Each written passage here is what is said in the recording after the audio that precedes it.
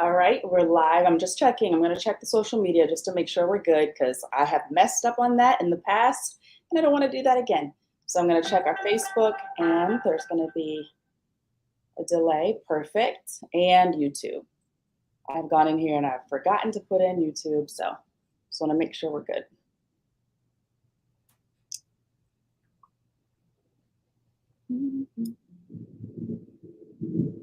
Perfect.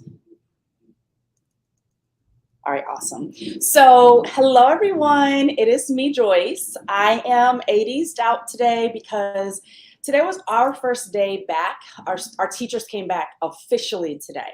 So it was our first day of pre-planning and we had our morning meeting and breakfast and then we decided to just celebrate. We had a great year and we had an 80s party. So I'm 80s out. I felt like, hey, look, I'm going to go with the theme. I'm going to keep it rolling. I look, festive, but I am here tonight with Libby. And Libby, I saw someone else joined us. All right, so I'm going to add someone else to the stream. But tonight we have two instructional turned assistant principals with us. So I'm going to add Kiana. Kiana, we're already live. So I'm going to go ahead and keep going. How are you this evening? I'm good. How are you?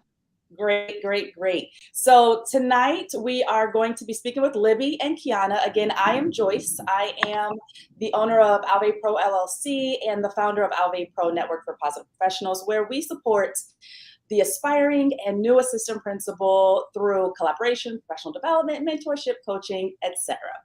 Tonight, I thought it was very important that as we begin to go into this next school year, we hone in on some of the skills that some of you have had through instructional coaching, but now are turning those skills into an assistant principal role. So tonight we have some questions, some dialogue, and we're just going to chat this evening. I have Libby with us, and Libby is straight from the other side of the world, and I think it's the coolest thing. Libby's from Australia. She's with us, and she's at work. So we're not going to take all of your time so Libby can get back to work. And Kiana, tell me where you're from again. I'm from Connecticut, but I work in New York. Awesome. So Kiana's in New York. We're on the Eastern time. I'm down south on the East Coast, and it's raining. So I am just hopeful that the power doesn't go out because for some reason our power is very sensitive. If so, I will get right back on, okay? All right, so let's get started. I appreciate you ladies being here with us this evening. I am grateful for you responding to my call for knowledge. The point of this all is to share knowledge, our experiences, support to the aspiring and new assistant principal. And if we can have anyone in the chat who has any questions, or I'm going to get my chat up, questions or comments, please feel free to put those in the chat this evening so that we can have some dialogue. So if you are in the chat, I can see people are watching. If you're there, let us know what your position is and where you're from, okay? And we'll go ahead and get started. Okay, so I have a few questions for you ladies this evening or morning for you, Libby. It's so bizarre, it's so weird. I think it's the coolest thing. So let's start with basically looking at those aspiring leaders and current leaders. Tell them a little bit about yourself, and I'll start with Libby. What's your background? Okay. My background is I started teaching in 2013. I graduated uni in 2012. I was started in prep, which I believe is equivalent to kindergarten. So 5-year-olds turning 6. And I was just a prep teacher. I absolutely loved my journey down in prep. I spent 5 years there. And in that time, I guess my first ever leadership role was, I have a really great brain for numbers and timetables. So my first leadership role was actually doing the school timetables. And from there, I then had a really strong interest in digital technologies, and the school that I was at actually didn't really have much digital technologies happening. So I started up a digital technologies program. I brought in Seesaw, which I actually believe is an American portfolio company. So we use that down here. And from there, I guess I was tapped on the shoulder as a potential leader, and I was really developed by a mentor and began the journey to become a lead teacher. I moved into grade 5 and became a learning specialist and an instructional coach, where I was fortunate enough to be learn off a mentor in the area of numeracy. And when I did instructional coaching, I was basically doing a lot of modeling and coaching in the area of best practice in numeracy across prep to 6. And I loved that role. If I could say that, if I could include that into my current role, that would be my goal. I'm still getting on my feet as an assistant principal, but I really miss being in the classroom and on the ground with the teachers and developing their practice. So I've been an instructional coach for 4 years. And then I've moved into my first assistant principal role, and I've been in it for almost a year. In Australia, our academic years run from February to December, and we're just over halfway into our school year. So been on the ground at a brand new school in Melbourne, Australia for approximately 6 months. Awesome. Wonderful. Yeah. All right, Kiana, your turn. Tell us a little bit about your background. So first, I want to just apologize. I have 3 boys and a husband. They're outside, and they may come storming in the door at any moment. So if I throw it on mute, I'm shouting at them, "Be quiet! I'm on live." So I want to apologize beforehand for that if that happens. That's what's going on. And also, I have dinner in the oven, so I might pause for 2 seconds and run and pop it out. So now that I've given you a disclaimer, I started teaching in 2006, fresh out of college. I was an undergrad psychology major. I had no intention on ever going into education in the field of teaching. I wanted to be a school psychologist, and an opportunity came up for me to become a New York City teaching fellow, which, if anyone is familiar with Teach for America, is slightly the same kind of thing. It's just solely for New York City public schools. Other than that, it's pretty much the same as Teach for America. You commit to 3 years in teaching, while they pay for, I think it was 90% of your master's degree in education, but you had to commit to 3 years in teaching. So I did that, and I went in as a special ed teacher, hoping that would be a leg in to getting into school counseling. So my plan was to just go in, teach the 3 years, and then go into school counseling, which was my ultimate plan. But I got those 3 years in, and I love teaching. And I was like, I think I want to put that school counseling to the back burner and just stay in teaching. So I did. My first 3 years, I started off in Queens, New York. When I finished my teaching fellow commitment, I was excess, which just means that the budget didn't allow for my position anymore. And the first one in, last one in, first one out is the case. So that was what happened to me. So I lived in Connecticut. So to shorten my commute, I found a position in the Bronx. My entire educational career was in an elementary school, K through 5. So I got to my current school in 2009, and I came in as a special education teacher. I did 3 years I did my first year in Queens as 3rd grade, then 4th grade, and then an ICT kindergarten.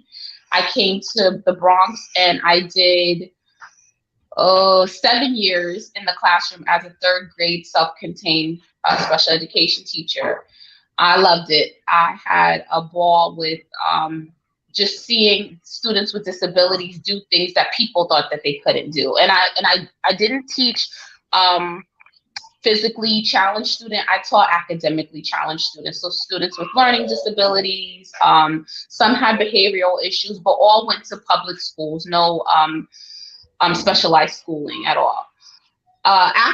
In that capacity as a special ed teacher, I did a lot of leadership positions. I was a grade leader for a few years. I was on several committees and teams.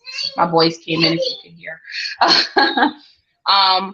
And then my instructional coach, one of our assistant principals moved on to be a principal, and our instructional coach became the assistant principal, and then the instructional coach position opened.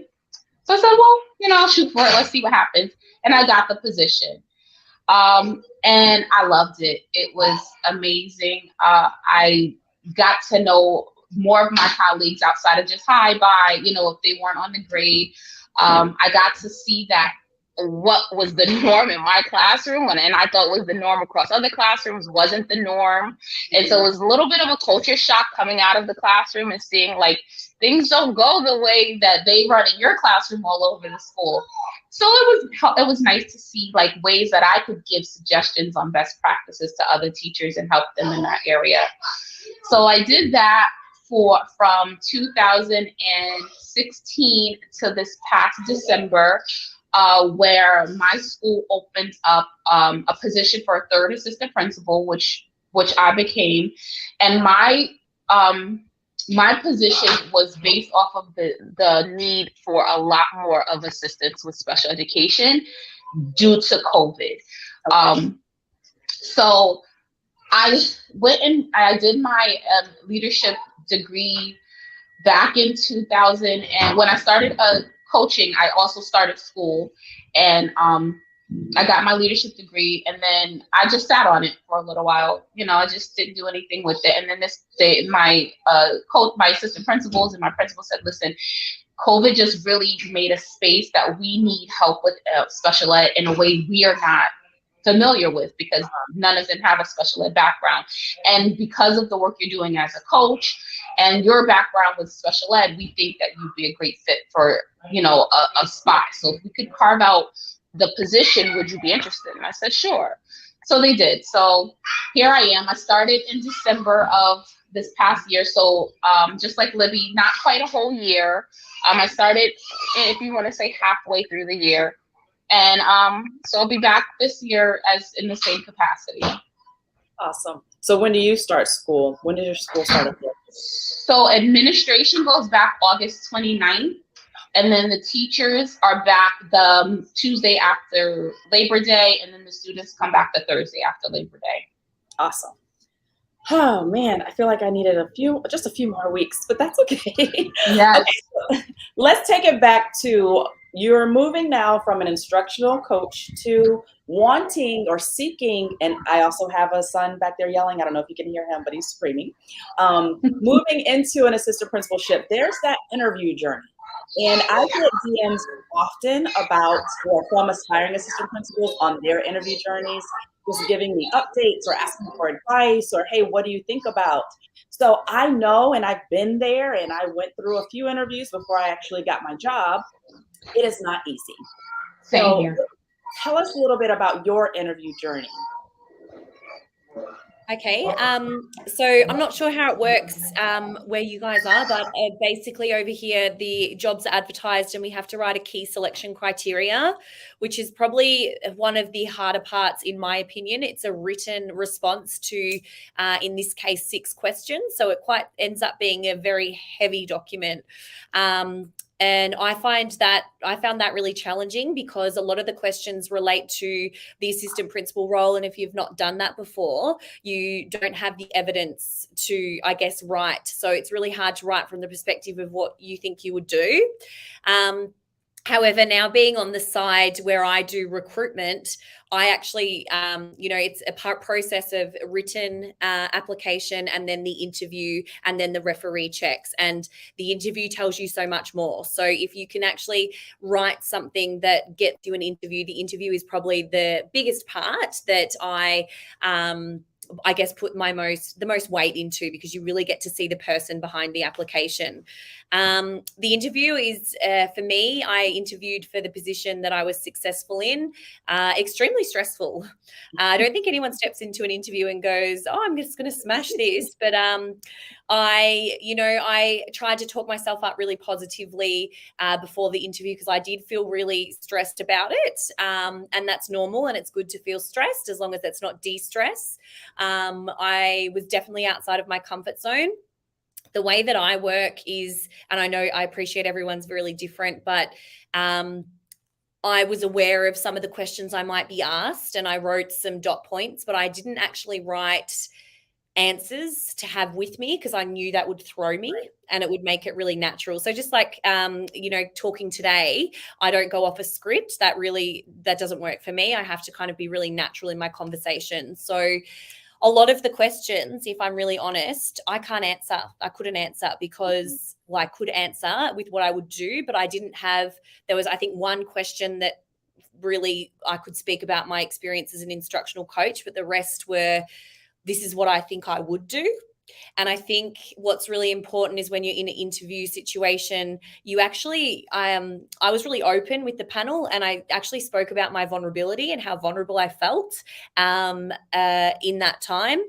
And I spoke about the traits that I have as a human that would really work in this role. So, for example, talking about policies. I wasn't aware of the policies that they were talking about, but I spoke about how, everything the values that I have that relate to that. So I really went down a values track when I was thrown a question that I was really unsure about. So for example, I'm very much about relationships and connection. So I spoke about that, how I would use that in my role when working with other people.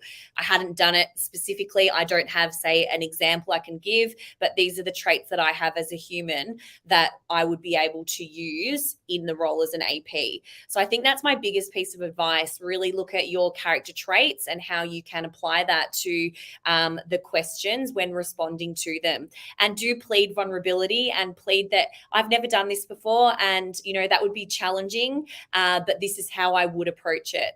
I think being really open and honest with a panel is, never say to someone, yeah, I've done it. Like, never. My advice would be, don't say you've done something that you haven't, because that would be, when we talk about in the interview, you might have seen someone do it, but never actually say that you've done something just to answer the question. Always go with, I've never done this and I'm looking forward to learning about it. I'm such a learner. So I would always talk about how, that trait of me being a learner and what networks I would use to assist me if I was in that position. So that would be my main advice for the, the interview part there. But it's challenging. It is. Yeah. And you need to be comfortable being not comfortable. Right. Yeah. And you have to be comfortable with no. And know that it's not necessarily you, it's just the reality of fit, right? And I see people talking about fit and, I didn't get this job and et cetera. And it's like, okay, that's okay, because guess what? Your job will come. And I like and you don't know who you're up against. Yes, so you don't know how many applicants, you never know that information. So I don't know how many I was up against. You don't know who they were. In a time, my interview was over Zoom because of COVID, we were in lockdown. So I actually wasn't able to go to and sit down. I was in this situation when I actually didn't like it. I felt really impersonal, and it wasn't, I felt like I couldn't communicate or feel connected to the panel because it was very much like this.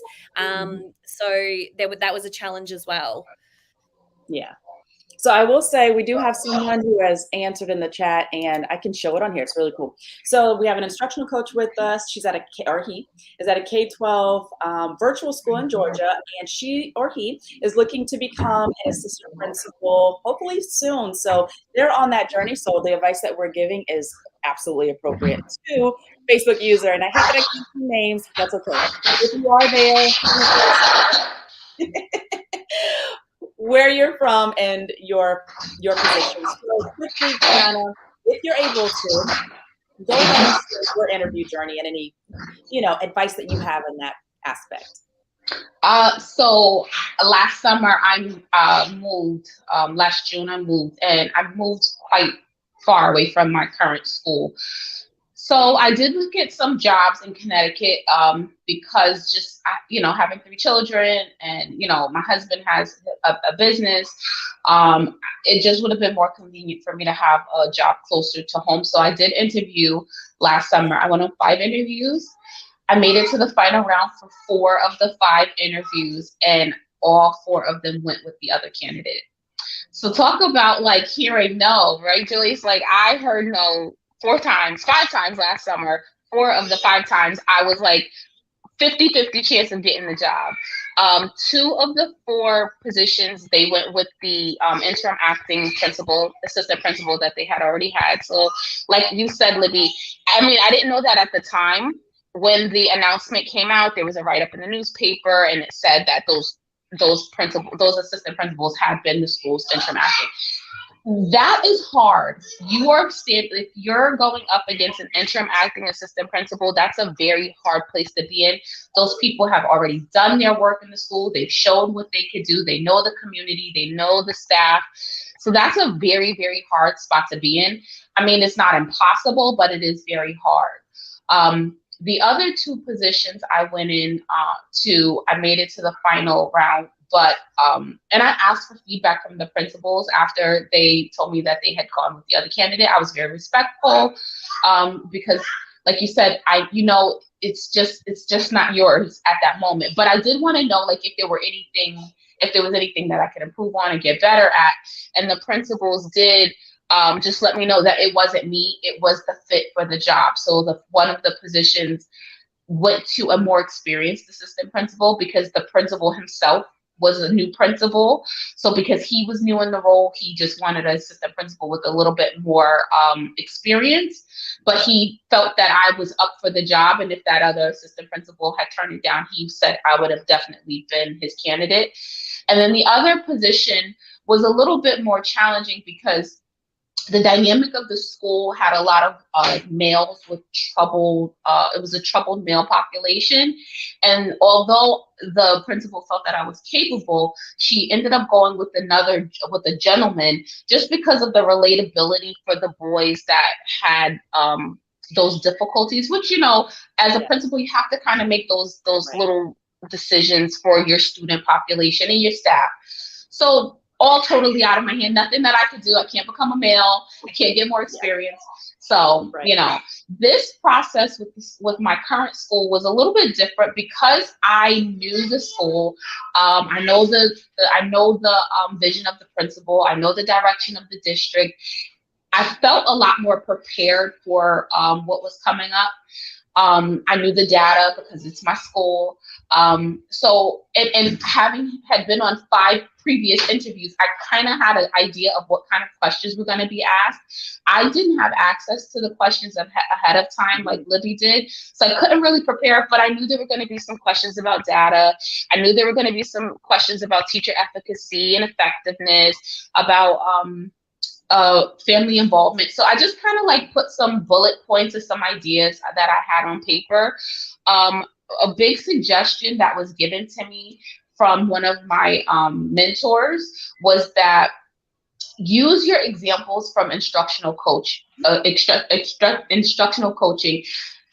that could tie into some of the questions that they're asking. So when there is a data question, use your experience as a coach with data. What data did you use to help move teachers or help teachers move students? Mm-hmm. So what experience did you have with working with parents? So I did several parent workshops.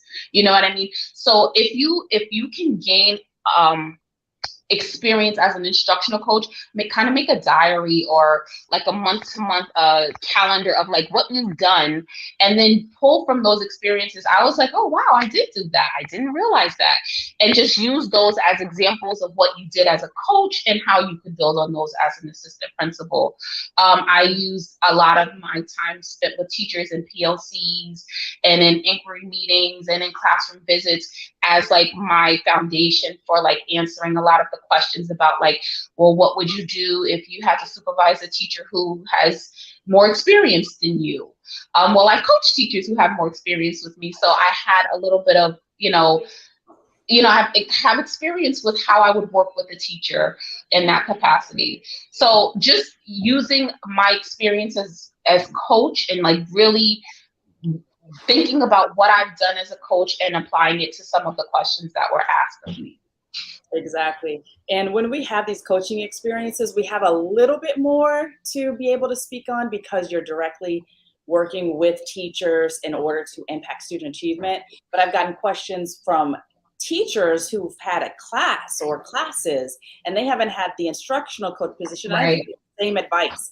Like you have experiences, like some type of experience where you're working with parents, because you still work with parents, you still work with students, and you just have to kind of put on, my old professor used to say, put on your leadership moccasins. So take those experiences and apply them to how you would handle a situation as an assistant principal. And it's not impossible, it's just a little harder. All right, let's Yeah. keep going because I know Libby's got to go soon. And Libby, if you have to get to work, if you have a meeting or anything, feel free to let us go and you do what you need to do. Yeah, Okay? I will. I've probably got about 10 minutes left. Perfect. Let's get what we can get in 10 minutes. Okay.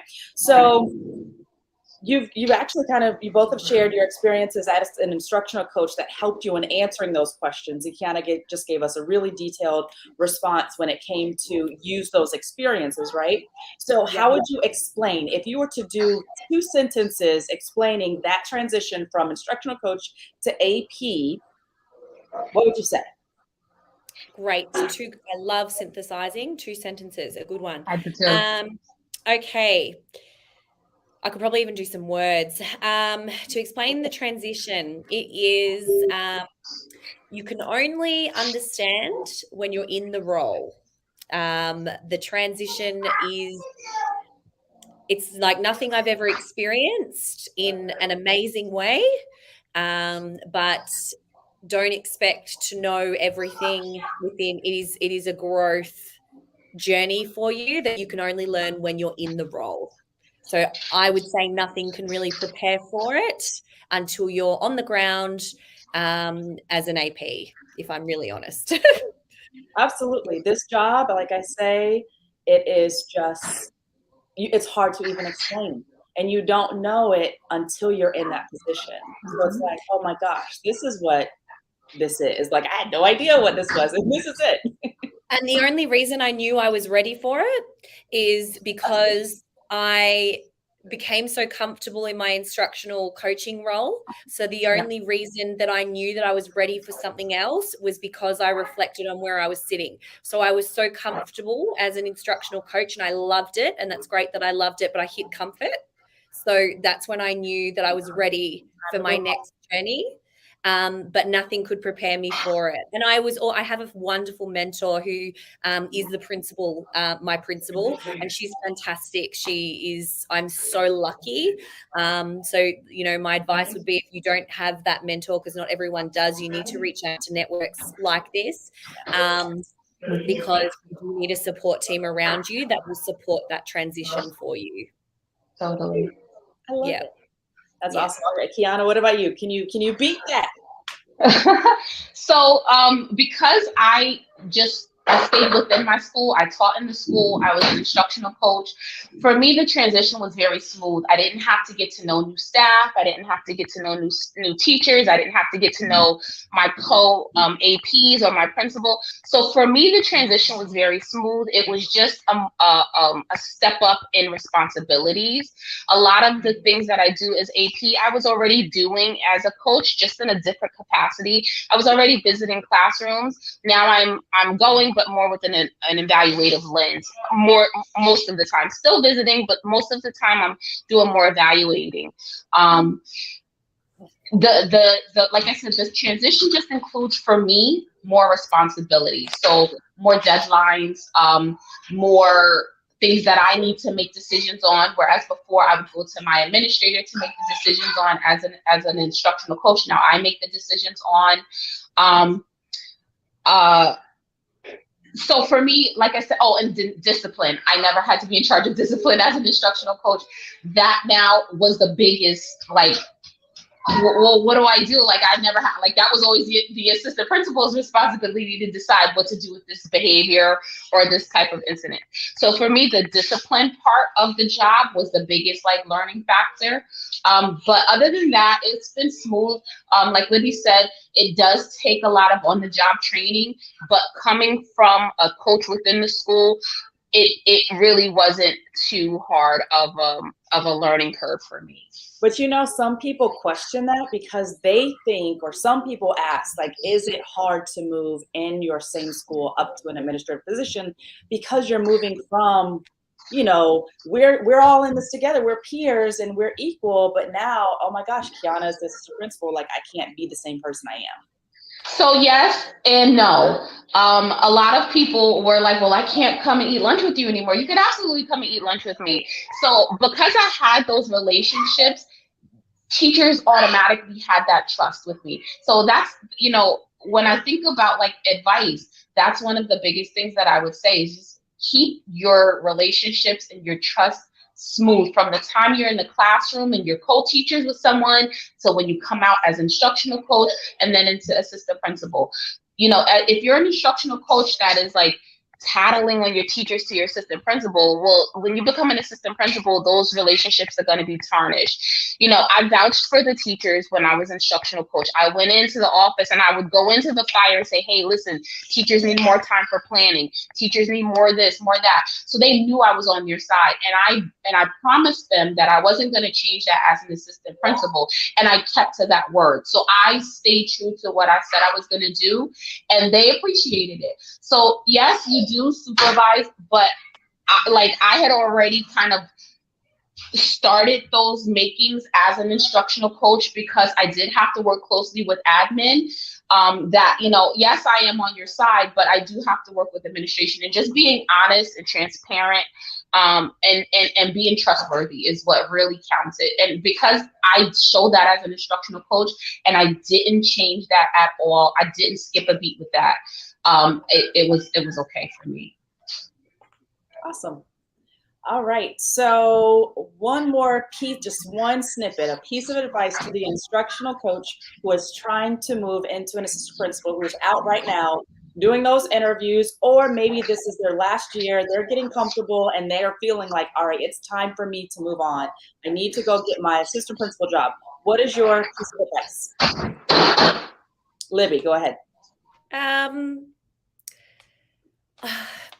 Something that really has kept me grounded, and sometimes when I'm in this role, I become really overwhelming, and behavior management is something that is new for me in terms of at this level. So that's been a real challenge for me. Something that's really kept me grounded is to keep your passion.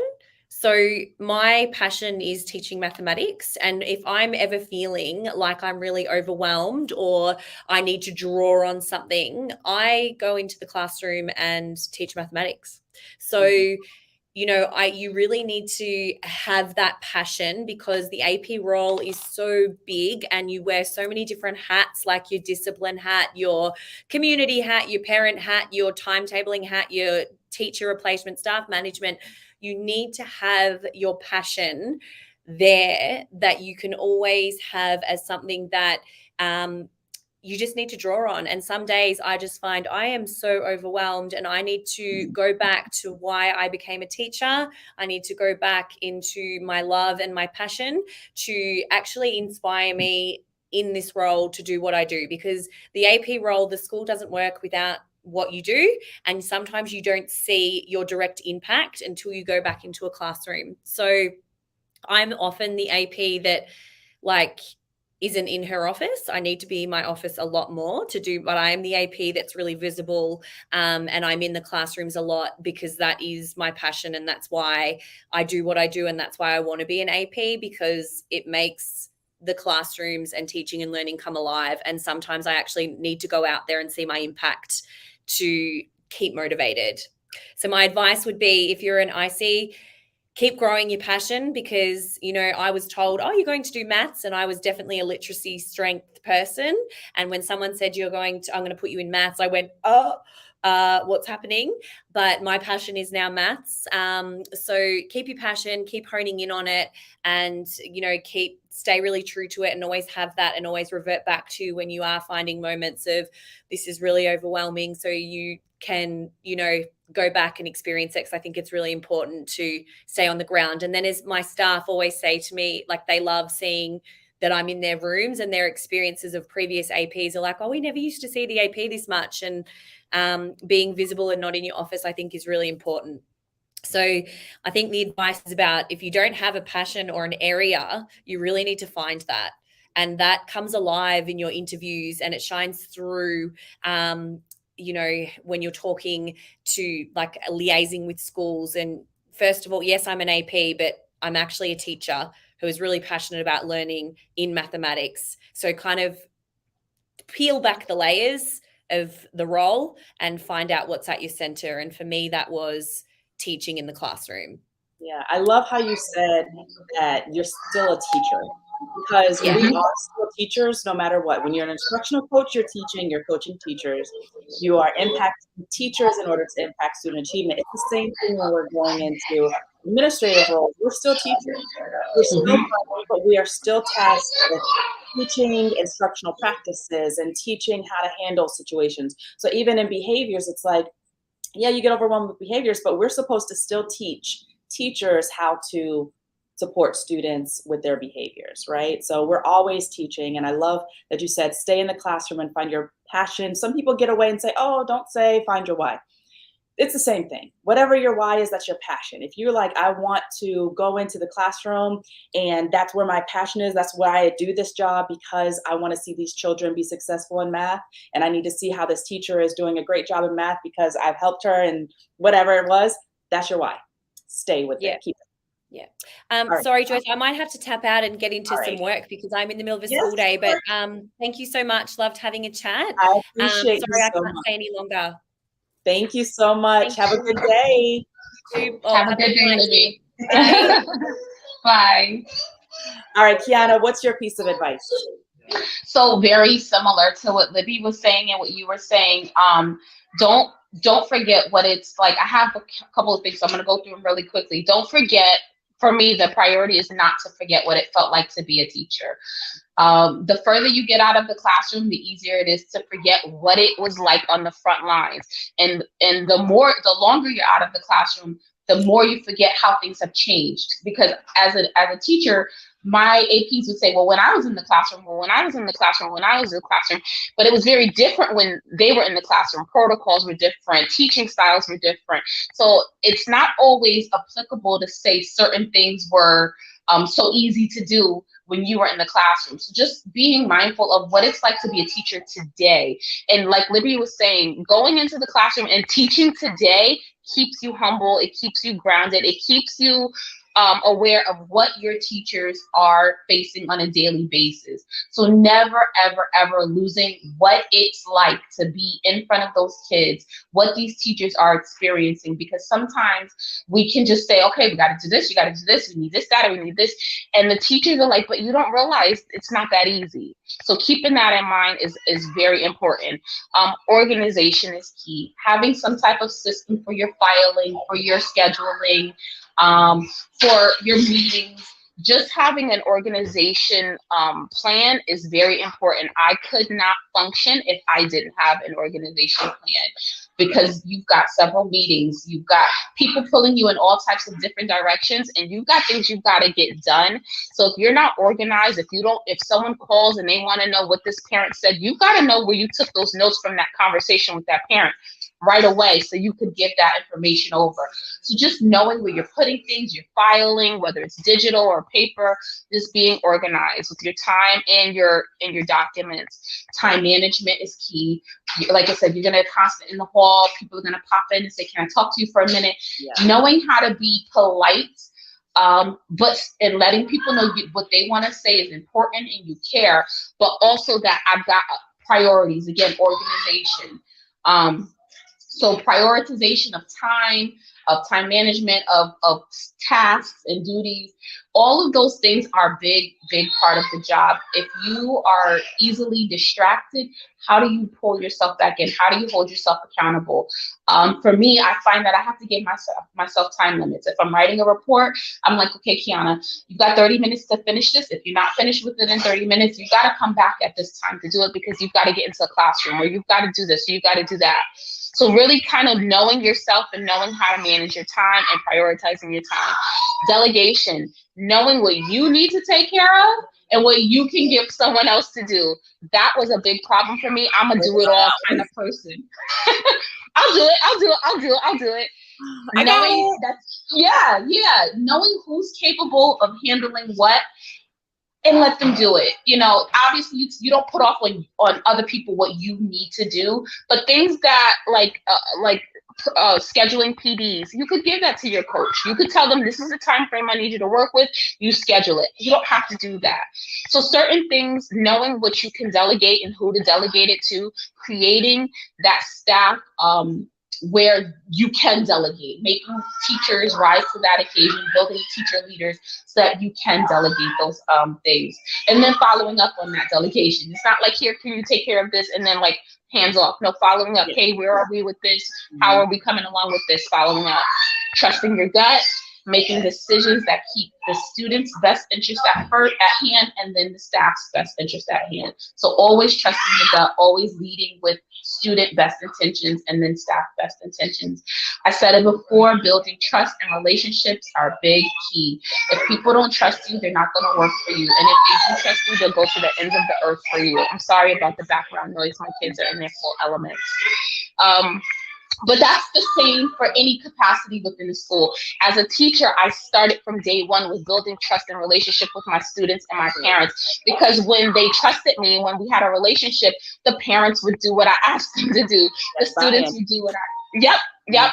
And it's the same with your staff. It's the same with your parents. Build those trusting relationships. They are vital and they matter a lot. Show that you care. Be genuine. If someone is crying in your office, and don't be cold with that hug. Don't hug them if you don't really mean it, right. because they can tell if it's fake. Be genuine. Understand that people have families. They have lives, and pets, yes. And really be genuine about people first, because we have to remember people are whole. They're not just machines. They don't come into the building and they just, clock in. People have feelings. Right, exactly. So just really show that you care and be genuine. And then lastly, I would say know when to unplug and recharge, because this job will run you in the ground if you let it. Knowing like, I have to turn my phone off. I have to stop checking emails on the weekends. Yes, I have to take me time. I have to take time for my family and not feel guilty about it. So that's where that organization of time and prioritization come in, because you've got to know, I've got a deadline for this date. I've got to get it done by here, because I don't want to be working on this through the weekend when that's my family's time. So I kind of went through it kind of quickly because I know we're probably short on time, but those are the big key areas. Yeah, that was great. When I did the 5 tips for the AP, we talked a little bit about some of those things, because they are so critical to really be able to be successful. And they say you don't know what you don't know, and you really don't. Right. There's no way to describe the job. It's just, and the reason why I created the group was because, and I don't allow principals necessarily in there unless they've moved through with us. It's because sometimes you lose that mindset and it's just completely different. So you're really by yourself, and I'm by myself on campus. You don't always have 2 or 3 other assistant principals or 1 or 2 other principals. So you're not necessarily working with other assistant principals who understand what you're going through or taking the brunt of all those questions and having to solve all these problems. We had our 80s party today, and afterward I had 2 teachers in my office, and I was still working with the DJ, and they just walked in and started asking me all these questions. I'm like, I just left this party, so I've not checked my email. I ask a question right now, but I'm going to stop what I'm doing, and I'm going to smile, and we're going to talk through it. Right. I think one of the biggest pieces of my own personal advice is we talked about transparency briefly, right? Someone said something about transparency, and I'm a big believer in transparency. So if I don't know, I'm going to explain like my thought process and ask questions. I had a meeting especially because we were talking about 4-day versus 5-day rotation, and like it would be easy for me to do what we've been doing, but let's sit down and talk about it. I could not understand that rotation that they were saying. And I would ask, okay, so how many students? Like, what is that? Let me pull up my calculator. What does that mean? What are you talking about? I really don't get it. And they're fine with that. Like, to say, I don't understand what you're saying. That's just like going way over my brain. But also having them revert back to, okay, so that impacts you. Think about how that impacts the rest of the school. Or here's the big picture for you. I like to show everyone the big picture, because when we were in instructional positions, we didn't see the big picture. Sometimes instructional coaches do get a little, taste of the big picture. But I know sometimes instructional coaching, you take a little step back. It's like, here's the information. These are what the teachers need. These are the trends that I'm noticing. You know, I did know that a parent was calling for XYZ, but you're still hands off. When you Right. go into administration, it is all yours. All hands on. Yep, Yep. it's all your issue to do it. So you have to look at how that's impacting 70 adults, 100 adults, and students. Like, you have to see that not everyone sees that. So when Yeah. a problem comes to me, I'm immediately explaining the big picture. Okay, I hear you. Think about it like this. Right. I find that even in administration, we're still coaching. Right. We're still coaching. It's like, I was an instructional coach too. We are still coaches at heart. We're still teachers at heart. And those are the best administrators, the ones that, like we've said, do not lose the teaching aspect. Yes, it's different. And what I did when I was in the classroom 7 years ago now versus now, I will not go back to the classroom if I didn't have to. Like, that's just how it is. So you have that empathy and that passion and know that it's just not the same. Yeah, I was a great teacher. Yes, I had great instructional practices, but some of those things that you guys deal with, I'd have to deal with that. So it's just especially with COVID too. COVID was a big one, a big factor, and I wasn't a teacher. I wasn't doing virtual teaching. I have no idea what that was like. I was sitting at the office. I was at work, you know, in the office while everybody was at home and just sitting there, you know what I mean? Trying to figure out, like, what do I do to support you?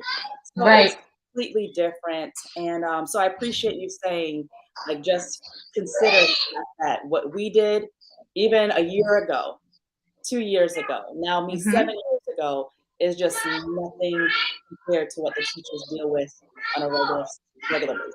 But they still need to see that big picture. Like, that's our job. Hey, I hear you. Think about it like this. What do you think about XYZ? Because if you do that, it's going to impact domino effect. And a lot of times when we tell them that, it's like, I didn't think about that. Yeah, because you're in those walls. And I'm not saying this, but that's the reason why I wanted to get out. I wanted to see that big picture, you know? But they're still at the walls and they see their 20 kids. That's it. You know, you don't see necessarily, and maybe they see their grade level, but they don't necessarily see what's going on in kindergarten versus 5th grade and you know, ESC versus gen ed and all of those things. So that's my biggest thing, is just making sure that when you're moving from instructional, you have to an administrative position, you have to think big picture now. It's big picture. How's this going to turn around and be horrible? That's what I say. All right. I like that. I like that. Well, this one, so guess what? We're not going to do that because that would be bad. So what's the worst thing that could happen? Let's talk through it and then we figure out those steps. I like that. Yeah. So that's how I work. All right. I can see this going really left. So let's not do it. All right, so I don't want to take any more of your time. This is now going to be in the group and it's on my YouTube. So if you're catching this as a replay, feel free to send some chat if you have any questions. I do watch the chat. Someone chatted on a live that I had last week, and I just said hello because I was very happy that they were there. So I hope you guys had a great evening. I appreciate you, Kiana, and Libby, who had to go back to work over in Australia, and have a great rest of your summer, Kiana. You have one month to take time to rest, relax, I'm going to, and enjoy it. Because it goes by and I'm already back. So it was today. Today was your official first day with students? With teachers. With teachers, okay. So students come back on next Wednesday. Okay. Yeah, well, so enjoy. A great time, but now it's like, all right, we spent a lot of time having fun. There's some kinks that have to work out with scheduling, things like that. So tomorrow it's back to business. But yep, we're ready. So thank you for your time this evening. I appreciate you, Kiana. Thank you. Thank you. Bye-bye. See ya.